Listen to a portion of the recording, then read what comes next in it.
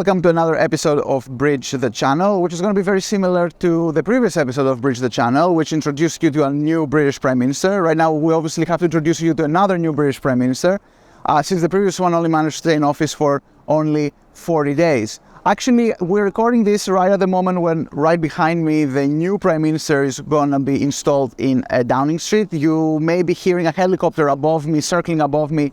It's a police helicopter, so there's a big ceremony happening right behind us. But of course, we have to get used to having another new British Prime Minister. So this episode is going to talk to you about Rishi Sunak. There's going to be a whole lot about Rishi Sunak in this episode and what this new era means for the UK politics, relations of the UK with the EU, and also the place of the UK in the world. So it's another new British Prime Minister episode for Bridge the Channel. Let's go have a look.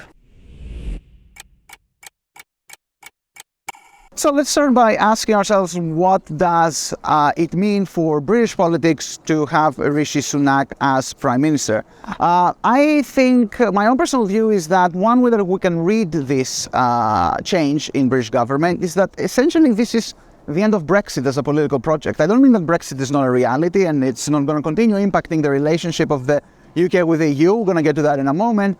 But what I mean is that basically under Rishi Sunak and his Chancellor of the Exchequer, the Minister for the Economy, essentially, Jeremy Hunt, this populist way of doing politics in the Conservative Party and the British government has been exhausted. Brexit always was supposed to mean two different things, two very antithetical things. One was this kind of very protectionist, leveling up, redistributory, emphasis on sovereignty, the working class element of Brexit, which is what Boris Johnson did.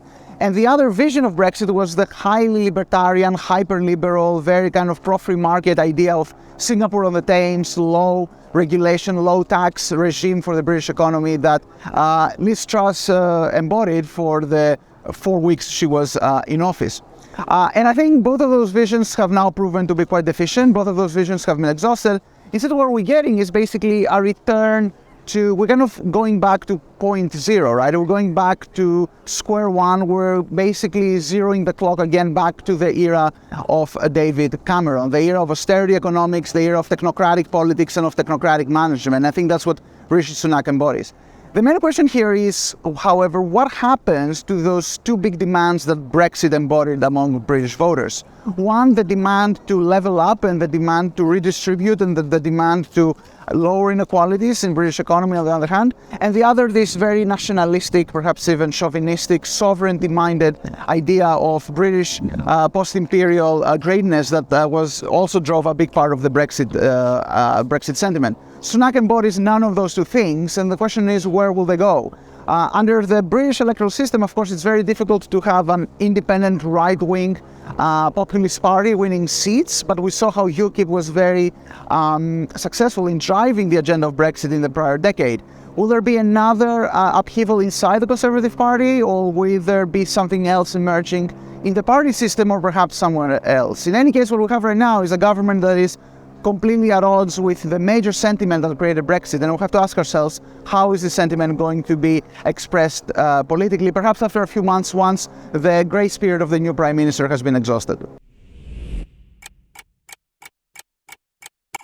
Now, what does the new Prime Minister mean for the UK in the world, its place in the world, and how it will be interacting with other global partners? The number one thing to note, of course, is that it's highly important symbolically, is that this is the first Asian Prime Minister that the UK has ever had, the first Prime Minister of Indian descent, and this is quite important symbolically, but also I would say practically. I think what is important to understand about Rishi Sunak is that in a way he's a bit like Barack Obama in the US when he was first elected, and I don't mean to compare them in terms of charisma, but what I mean to say is that in a way he is the first post-European Prime Minister the UK has ever had. And by post-European I mean someone who does not define himself according to his relationship to Europe, whether he is close to Europe or whether he's even opposed to Europe. Boris Johnson defined himself in terms of his opposition to Europe. I think he's someone who is quite indifferent towards Europe, and I think we are going to see this is going to be reflected on Brexit, which I think is going to become much milder as a political issue. Both Sunak and Jeremy Hunt have a much more pro-business attitude, and the Northern business wants to avoid any frictions in the relationship with the EU. We're going to see a much more technocratic, I think, and much less political attitude in the relationship with the EU. But while this is good news in the short term, it means that there's going to be smoother relations between the two sides. I think there's also something problematic about it, in the sense that I think Sunak embodies a certain attitude in the UK that does not understand the UK as part of Europe, or doesn't care about Europe all that much. Sunak himself has deep relations with the US. Many people actually expected him to move to Silicon Valley once he lost the election to Liz Truss in the summer to lead the Conservatives. And of course, he also has Indian background, an Indian wife. Actually, his election was greeted with enthusiasm in India, and many people expect that his role will be to actually accelerate the process towards a free trade agreement between the UK and India. What this means, I think, is that you're going to see something that will look at some kind of a liberal post-imperial attitude in British foreign policy and British attitude towards the world. The UK is going to be indeed a global Britain that will be engaging with international issues. Sunak is a known environmentalist, and I think you're going to see the UK being very much in lockstep with the United States, being very much engaged in international multilateralism, and also tilting much more towards Asia. I think what this means for the EU is that the UK will become perhaps a more convenient but also a less engaged partner. That's good as far as Brexit is concerned, but it also means that perhaps the two sides will not be seeing eye to eye in many of their priorities. This doesn't mean there's going to be friction necessarily, but I think that in mindset at least, Europe might be losing one of its key players under a Prime Minister like Sunak. And if this is a sentiment that will be reflected broadly in British politics, let's not also forget that there is a huge Asian presence in the Labour Party. So whenever the Labour Party comes to power, we can expect it to be a much less European Labour Party than what it was under the Blair years. In that sense, Europe may be gaining a global power in the sense of global Britain, but it may be losing a European power. So I think this nuance will be interesting to note under Rishi Sunak as Prime Minister. So what does the whole Liz Truss prime ministership episode mean for the EU? Of course, there's a certain temptation among Europeans to view all of this a bit, with a certain sense of snobbery and smugness. This is just Brexit Britain having completely lost its marbles, and the UK being a perennial state of crisis, Boris Johnson returning from the Dominican Republic, sitting in the economy class to become prime minister, then he doesn't become prime minister, and the rest of it. But I think there's a very important message here for the EU, and it's important for the EU not to see this as something that is very peculiar to the UK. And the lesson here is that public finances are actually not in a great shape across the world. Essentially what you had is a G7 economy that attempted a macroeconomic experiment, and the financial markets completely demolished it, completely punished it for it, leading to a change of government. I'm from Greece, and I remember the Eurozone crisis, and I remember how it is when prime ministers were changing because the financial markets said so. It felt quite a bit like that here in the UK as well.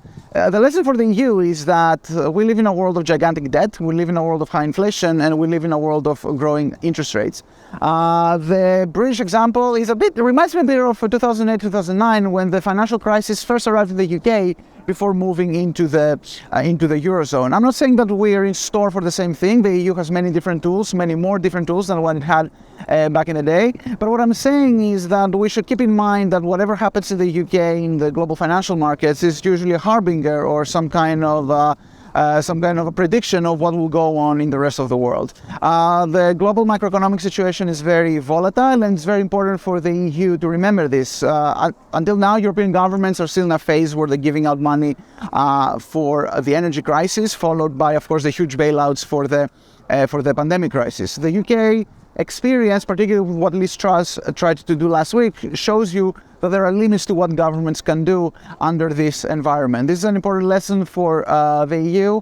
What happened in the UK is very unique in terms of the optics and in terms of the chaos and the mayhem in the Conservative Party, but it's also not unique in terms of the challenges that the big economies face in a world of growing debt. Again, this is an important message that we should keep in mind when we think about the EU's next steps this winter. So that was another episode of Bridge to the Channel, recorded once again at the time when history is being made. We have a helicopter above us and a new Prime Minister right behind us. Lots of interesting things happening with Rishi Sunak becoming Prime Minister, the first British Prime Minister of Asian descent. Probably will mean a completely different attitude in the way that the UK approaches the world and its relations with Europe, a completely different way of managing the economy. Of course, all those things have implications for the EU as well. Hopefully by our next episode we'll be able to speak to you about something more than or something different than just British Prime Ministers changing and UK politics. There's a lot of other things happening in the world around Europe, but of course we will always keep you updated with anything else that goes on here in Westminster as well. Until next time, take care and stay in touch with the Martin Center and Bridge to the Channel.